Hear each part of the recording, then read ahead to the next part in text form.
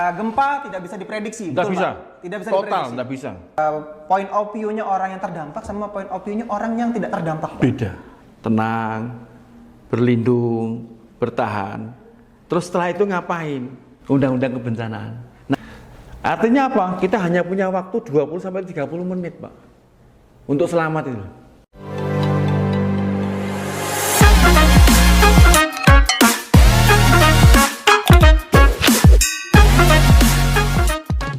Nah, itu kembali lagi ke Megatrust, Pak.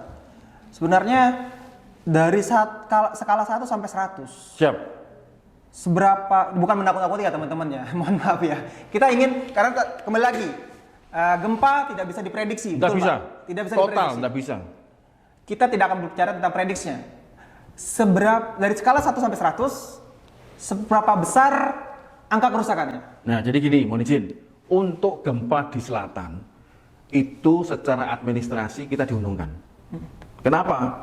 Dari sekian kabupaten kota, hanya satu kota yang nempel di Laut Selatan. Oh iya, Pacitan. tadi belum dibahas juga tadi. Ya. Kota-kotanya yang terindikasi kena megatrust ini yang mana sih? Iya, dari mulai Pacitan. Pacitan, Kemudian bergeser ke Trenggalek, Tulungagung, Malang, ke Lumajang, ke Jember, ke Banyuwangi. Lumajang juga Iya. Jadi semua kota kabupaten yang memiliki desa kecamatan di sepanjang selatan Pulau Jawa itu terdampak calonnya megatrust. Sehingga kami menggunakan rompi ini kan ekspedisi tsunami. Jadi kami bersama tim dari BNPB dan BPBD Jawa Timur dan kabupaten kota dan perguruan tinggi sudah melakukan pendekatan kepada masyarakat di desa-desa, kecamatan-kecamatan sepanjang sisi selatan itu. Sudah ada pemberitahuannya. Tinggal kita bagaimana mengoptimalkan pemberitahuan ini bahwa ancaman ini ada, potensi ini ada. Cuman kalau kita siap, kerusakan infrastruktur tadi bisa dikatakan tinggi kalau kita tidak menyiapkan. Tapi kalau kita menyiapkan diri, jadi rendah. Jadi fluktuatif, Mas. Berarti intinya bagaimana cara kita mempersiapkan diri pada hal yang terburuk. Nih, Pak. Ya. Ada tips and triknya kira-kira? Ya, jadi Ini kan tadi tips and trik ketika terjadi gempa. ya. After gempanya bagaimana? Setelah gempanya itu kan ya saat gempa kan karena yang terefek itu kan tidak 1-2 orang ya Pak ya? Pasti banyak. Pasti banyak gitu. Mungkin dari point of view-nya orang yang terdampak sama point of view-nya orang yang tidak terdampak, Pak. Beda. Ya. Ye. Dari yang terdampak dulu, bagaimana kira-kira? Siap. Apa yang harus dilakukan? Siap. Karena yang tidak terdampak ini kan bukan berarti dia tidak zero resiko tuh belum tentu ya Pak. Nol resikonya itu belum tentu. Bisa jadi nanti lempengannya yang namanya gempa tidak bisa diprediksi. Patahan kan? Ya, wallahu alam gitu ya Pak. Bukan menakut-nakuti ya teman-teman. Tadi untuk daerah yang disebutkan kembali lagi ini bukan menakut-nakuti atau suatu hal yang pasti ya teman-temannya. Kembali lagi gempa tidak bisa diprediksi. Potensinya ada. Potensinya ada ya teman-teman. Oke. Oke, jadi begini ya. Baik yang terdampak langsung maupun yang tidak terdampak, itu harus kita pahami. Yang namanya bencana itu adalah sudah satu kodrati ilmu, semacam sunatullah. Itu sudah alam gitu. Bencana ancamannya. Tetapi sebagai manusia, kita juga harus berusaha mengurangi dampaknya itu. Nah, jadi kepada teman-teman semuanya, untuk yang terdampak, selain tadi yang tenang, berlindung, bertahan, terus setelah itu ngapain? Nah, ini yang paling penting. Kita harus segera menuju ke titik kumpul. Apa itu titik kumpul? Teman-teman, tolong perhatikan. Setiap kita ke pelayanan publik, sekali lagi, setiap kita pergi ke pelayanan publik, usahakan untuk memperhatikan titik kumpul di wilayah itu. Dan selalu diingat-ingat, jangan asal masuk aja gedung, jangan asal masuk kegiatan, tapi perhatikan, ini di mana titik kumpul. Jadi tipsnya itu mengingat-ingat setiap kali ada kegiatan kita di tempat publik, selalu memantau melihat di mana titik kumpulnya, Mas. Karena begitu kita ingat, kita akan bergerak, biasanya kita selamat. Karena di situ sudah dihitung, memang di situ tempat yang paling aman. Oke, jadi intinya adalah jangan panik. Jangan panik. Ya memang susah, tapi ya nggak ada cara lain selain jangan panik ya Pak ya. Jadi begini, sekarang tanggal berapa ini? Sekarang tanggal berapa? Sekarang tanggal 17. Tanggal 26 April nanti itu hari kesiapsiagaan bencana. Catat teman-teman ya, 26 April. Hari kesiapsiagaan bencana. Kenapa tanggal 26? Karena pada tanggal itu Undang-Undang Nomor 24 Tahun 2007 disahkan. Undang-Undang Kebencanaan. Nah, jangan panik. Caranya gimana? Silahkan latihan setiap tahun tanggal 26. Oh, itu permintaannya dari Instruksinya begitu. Supaya kita nggak panik. Hanya satu, latihan. Minimal setahun sekali, tanggal 26 itu kita latihan. Tapi kalau kita frekuensi kita tingkatkan, setahun 2 kali, setahun 3 kali. Loh kok latihan terus Mas? Berarti kita instruktur, kita mengajari. Jadi kalau kita saat kita mengajari, jangan lupa kita ikut terlibat dalam ya, latihan itu. Jangan hanya memberikan instruksi dan tidak memperlakukan. Jadi kita juga melatih diri kita untuk tidak panik. Berarti seperti di Jepang ya Pak ya? Berarti? Iya. Jepang itu kan merupakan dia gempa bumi itu udah kayak rutinitas gitu ya. Makanan sehari-hari. Makanan sehari gempa Jepang itu mulai dari yang skala kecil sampai skala yang luar Betul. biasa. Nah di kurikulum sekolahnya teman-teman diadakan bahwa ada pelatihan gempa di sana. Ya. Nah di Indonesia sendiri itu sudah diterapkan belum? Alhamdulillah. Jadi kami di Kementerian Pendidikan melalui jalur sebelah itu sudah ada SPAB, Sekolah Pendidikan Aman Bencana.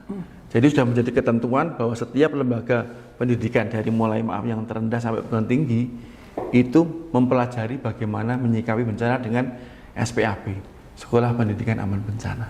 Oke. Sudah ada. Alhamdulillah berarti sudah ada ya Pak. Siap. Ya mungkin kita akan mendidik generasi-generasi berikutnya untuk aware dengan bencana gitu sendiri karena yang tua akan berganti Pak. Siap. Betul ya. Ini kata-kata hari ini ya teman-teman, yang tua itu berganti. Depannya akan yang lebih berarti gitu ya. Oke Pak, mungkin tadi di sekolah-sekolah. Nah, UNUSA sendiri kan S1 prodi S1 masyarakatnya itu punya pesantren binaan Pak. Ya, alhamdulillah.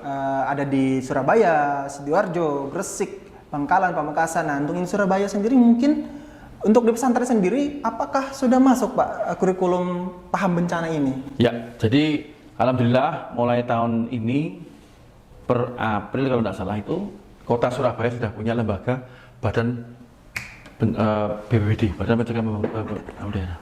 Artinya apa? Di Surabaya sudah ada lembaga yang mengurusi tentang persiapan ancaman itu. Tetapi sekali lagi untuk kesiapsiagaan itu jangan diserahkan hanya kepada pemerintah. Karena secara survei sudah membuktikan kita akan selamat itu dari diri sendiri. Jadi sekali lagi upaya kita dengan podcast ini juga meningkatkan kapasitas kita perseorangan, modal kita untuk selalu meningkatkan kesadaran. Kita peduli boleh, kita empati boleh, tapi jangan lupa diri kita sendiri juga harus ditingkatkan keselamatannya. Betul sekali. Kesadaran itu mulai dari diri sendiri dulu. Siap. Betul ya. Nah, baru kita peduli sama orang lain. Nah, ngomong-ngomong kesadaran, Pak. Nih ngomong-ngomong kesadaran nih, manusia itu sering lalai saat dia paling senang. Ya. Paling bahagia. Nah, di depan mata kita ada yang namanya momen lebaran gitu ya. Betul. Momen mudik, momen lebaran, kumpul keluarga ya. Di mana dinamika penduduk itu berpindahnya sangat Betul. luar biasa. Nah, ada nggak kira-kira yang nggak cuma bencana gempa ya? Itu namanya bencana itu pasti ada. Apalagi kemarin itu ada namanya Cyclone Herman ya. Ya. Yang angin ribut di mana-mana itu ya Pak ya. Betul. Gak tahu nggak bisa damai ya. Entah kenapa nggak bisa damai gitu. Nah ada angin ribut, ada gempa bumi, ada longsor dan lain-lain. Gimana kita sebagai sebutlah kita berwisata gitu Pak, atau kita pulang kampung. Ya. Itu gimana Pak mitigasinya Pak sebenarnya? Betul. Jadi untuk sahabat-sahabat Jawa Timur khususnya Surabaya yang melakukan kegiatan mudik dari pemerintah kan sudah ditentukan deh waktunya, kelengkapannya dan seterusnya. Tetapi sekali lagi, kalau boleh nanti teman-teman itu juga membekali untuk proses perjalanannya. Jadi kita berjalan itu kan bisa dihitung. Kita menuju kota itu berapa lama? Kemungkinan terjadinya apa saja. Jadi sekali lagi, sahabat-sahabat dalam perjalanan selain kendaraan dan SDM-nya dikuatkan, mohon untuk masalah kampung tengah ini juga diperhatikan. Karena kita nggak tahu yang namanya macet itu, maaf, bukan karena kendaraan kita mogok rusak, tapi karena alam yang di depan, kendaraan di depan kita juga bisa terdampak. Nah kalau sudah terdampaknya di tengah-tengah kesunyian, terus kita mau minta tolong kepada siapa? Aja sekali lagi diingatkan, walaupun kita puasa, ada batasnya nanti maghrib. Artinya kalau kita macet sampai lebih dari maghrib, ya kita harus buka. Ya tolong disiapkan itu untuk perjalanan, walaupun wah kita kan nanti hanya 2 jam sebelum masa sudah sampai. Jangan dulu mengambil sikap seperti itu. Belum pernah lewat Gedangan itu. Itu belum pernah lewat Gedangan. Asal informasi teman-teman, Gedangan Surabaya itu macet banget sekarang.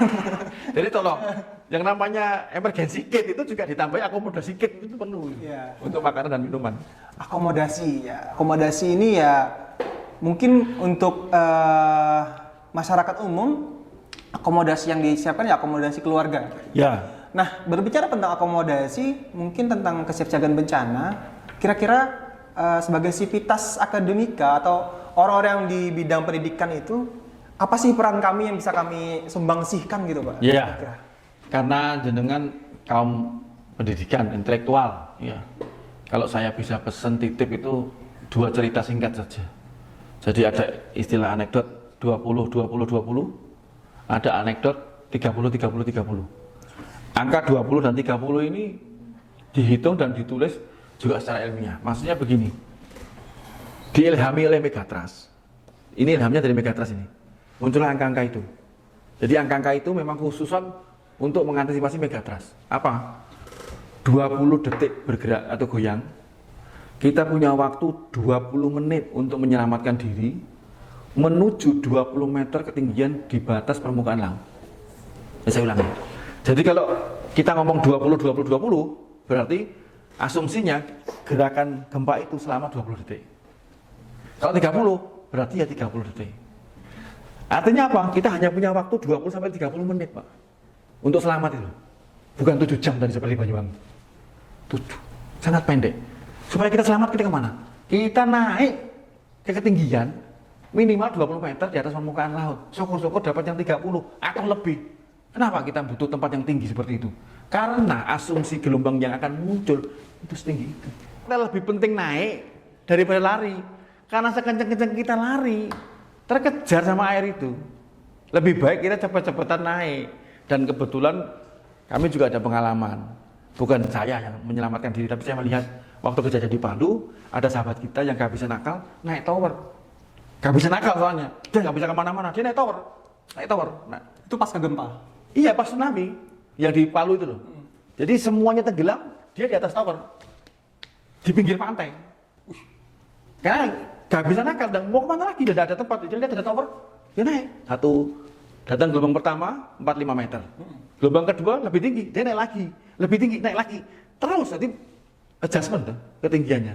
Nah, kalau misalnya kita bisa mencapai titik tinggi maksimal, kan lebih enak. Nah, apa latihannya, Mas? Dicoba, bisa nggak kita naik ke tower itu? Ya kan? Logikanya kan begitu. Nah, terus apa Mas hubungannya Surabaya sama Megatrust? Mohon maaf, teman-teman Surabaya kan suka healing, suka piknik, suka rekreasi. Siapa tahu di antara sahabat kita di Surabaya ini pas healing, pas rekreasi, pas piknik itu ternyata ada cobaan gempa dengan kekuatan yang luar biasa. Lakukanlah yang seperti tadi itu. Hari naas nggak ada di kalender, Pak? Tidak ada. Tapi kalau persiapan, tenang, berlindung, bertahan. Setelah selesai, lari. Kalau memang dekat dengan laut, usahakan naik setinggi mungkin. Kalau tidak di sekitar laut, menuju ke titik kumpul tadi. Itu bedanya. Gitu Jadi ya, titik teman-teman. kumpulnya di pinggir laut itu ketinggian. Titik kumpulnya di daratan itu lahan yang luas, terbuka. Oke, jadi teman-teman semua harus bisa mengasesmen kondisi lingkungannya juga. Berarti. Ya, betul. Apakah teman-teman berada di pegunungan, apakah berada di lembah, atau berada di pinggir pantai? Iya, jadi beda. mitigasinya beda-beda teman-teman ya. Siap. Jangan disamaratakan. Jangan-jangan mitigasi gempa di gunung nanti malah manjat tower nih kayak kata Pak Didi. Jadi beda ya teman-temannya. Ini tadi karena darurat jadi harus mencari tempat yang tinggi, yang adanya di tower gitu ya. Dan latihannya saya rasa juga nggak harus manjat tower juga. Nggak, tapi lebih kepada latihan untuk menenangkan diri dulu ketika terjadi bencana. Nah, itu beberapa tips and trick dari Pak Didi. Siap. Oke, teman-teman, Pak Didi, kayaknya ini sudah cukup panjang kita berbicara. Nah, Insya Allah. tadi sudah kami sebar beberapa pertanyaan. Ada berapa ribu pertanyaan yang masuk? Wah, 5.000. Banyak. Ya, itu penonton bayaran yang tidak semangat ya teman-teman ya. Ya, jadi kami sudah share pertanyaan di Instagram Hima Unusa nih. Kalau yang belum follow, silahkan follow di bawah ini ya nanti ya teman-temannya. Follow IG-nya buat dapat info tentang seputar Kesmas Unusa. Nah, Pak Didi, ada pertanyaan pertama dari Wah, ini menarik. Raja Ilham nih. Pak, apakah Surabaya memiliki potensi tsunami? Mengingat Surabaya berada di tepi laut. Nah, ini yang menarik nih Pak Didi. Siap. Kita ini kalau dibilang tepi laut.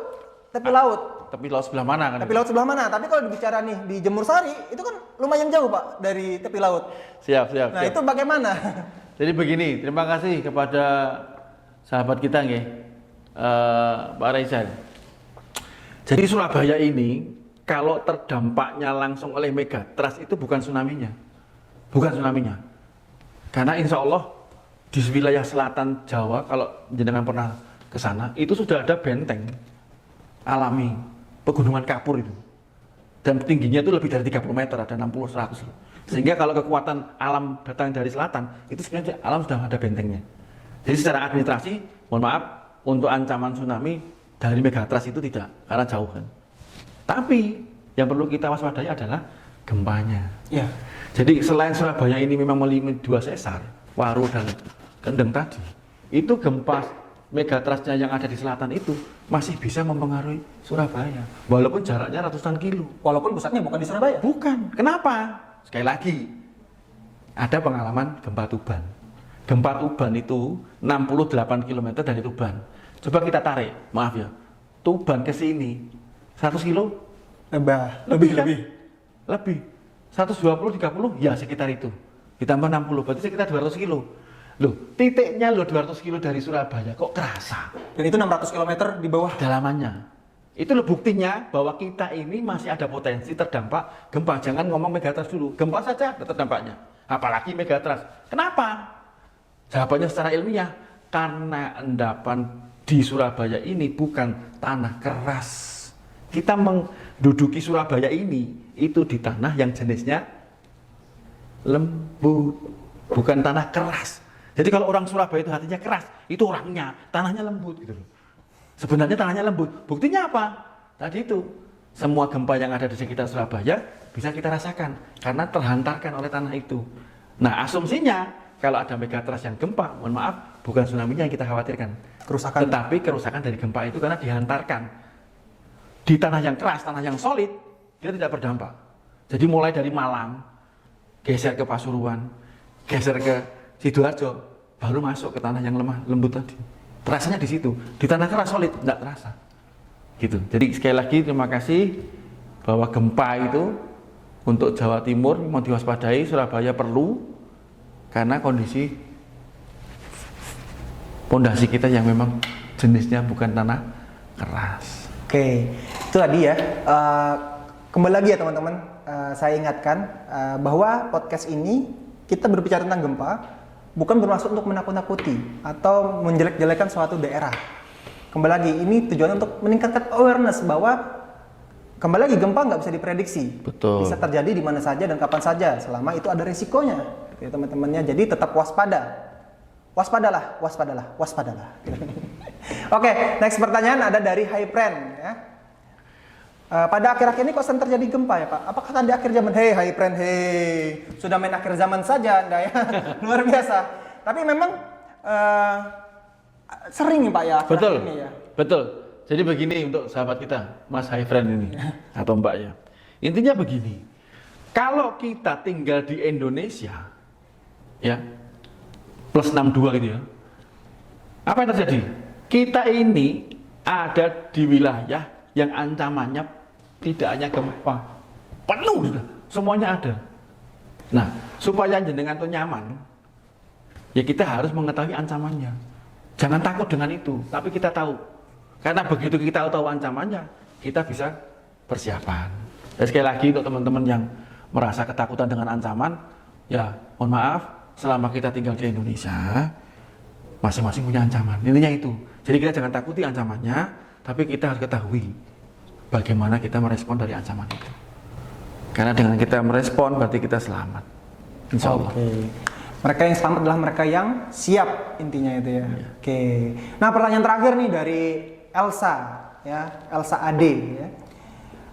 Gempa yang terjadi kemarin itu berdampak pada sektor apa saja sih Pak? Gitu. Ya, jadi karena terakhir itu karena kedalamannya yang sangat luar biasa, 632 km tadi, itu hampir dikatakan tidak ada yang terdampak kecuali bangunan dengan kualitas rendah. Jadi kemarin ada informasi memang betul ada beberapa rumah yang roboh dindingnya di beberapa kabupaten. Di Surabaya? Bukan, di Gresik sekitar. Kenapa? Karena mereka membuat bangunan tanpa ada tulangan cornya, hanya tembok disusun. Ya ini kan bukan zamannya kerajaan ini, sudah ada teknologi, ada IMB. Oh, tembok yang kalau kena burst aja gitu langsung roboh gitu kan. Makanya kalau membangun rumah hanya bata, lebih baik bangun saja yang semi permanen, batanya yang 1/4, 3/4-nya yang ringan, itu resikonya lebih rendah daripada seperti itu. Oke, itu tadi pertanyaan dari Instagram ya teman-temannya. Silakan kembali lagi di follow nih di bawah sini untuk Instagram Himakesmas Unusa ya, buat dapat info-info terbaru tentang kegiatan Kesmas Unusa gitu ya. Nah, Pak Didi, terima kasih banyak sudah hadir di podcast Kesmas Unusa yang akhirnya syuting kembali ya. Alhamdulillah. Alhamdulillah, kita mungkin dari Pak Didi sendiri selaku pemerhati krisis bencana, mungkin ada sepatah dua patah kata untuk pendengar podcast dari Radar Kesmas. Siap. Jadi karena kami berlatar belakang dari Dinas Kesehatan Provinsi, kebetulan kami aktif di klaster kesehatan. Harapan kami Unusa yang di antara fakultasnya itu ada yang dari kesehatan, bahkan ada fakultas kedokteran. Harapan kita adalah semacam kolaborasi, sehingga apa? Bencana itu tidak hanya kita pikirkan secara kotak, tapi kita satukan. Nah, kebetulan kami ada klaster kesehatan, kami mengundang sahabat-sahabat Unusa yang ada potensi. Kemarin sudah kita kumpulkan itu Magana. Jadi adik kita di Unusa yang mahasiswa tanggap bencana, Magana, itu sudah mulai melakukan kolaborasi dengan kami untuk menyiapkan diri bersama-sama dengan Magana dari UNER, Magana dari ITS, dan Magana dari UINSA. Jadi ada 4 kampus yang sudah berkolaborasi bersama-sama dengan kami untuk menyiapkan diri bagaimana kita menata ke depan khususnya relawan-relawan yang bergerak di bidang kesehatan. Kalau untuk masyarakat umum Nah, yang terdampak bencana, apakah ada fasilitas untuk menghubungi dinas terkait atau bagaimana? siap. Untuk Surabaya sejak zamannya Ibu Wali Kota Bu Risma, kami sudah difasilitasi dengan telepon 112 untuk Kota Surabaya. Tetapi sekali lagi, karena ini bidang kesehatan, kami secara nasional dari Kementerian Kesehatan juga punya nomor kontak khusus 119. Jadi sekali lagi, kalau jenengan mempunyai kebutuhan yang bersifat kedaruratan, kalau memang diizinkan, hubungi di 2 nomor itu. Bisa ke 112 untuk Surabaya, tapi kalau lagi jam, lagi sibuk, mungkin bisa menghubungi kami yang di 119. Insya Allah nanti dari Kementerian Kesehatan, NCC, National Command Center akan menindaklanjuti. Demikian. Oke, luar biasa sekali. Terima kasih Pak Didi atas waktunya yang Siap. semoga ini menjadi amal jariah. Amin, untuk, di bulan puasa. Di bulan puasa ini dan teman-temannya. Ya, teman-teman semua, kembali lagi saya ingatkan bahwa tetap waspada, jangan panik ketika terjadi gempa khususnya, dan semoga kita semua selalu berada dalam lindungan Allah Subhanahu wa Ta'ala. Amin. Amin ya rabbal alamin. Oke, semuanya, salah hilapnya mohon maaf. Sampai berjumpa di video berikutnya. Semoga kita bisa syuting lagi ya teman-temannya. Ya, semoga ada episode selanjutnya. Terima kasih. Assalamualaikum. Waalaikumsalam warahmatullahi wabarakatuh.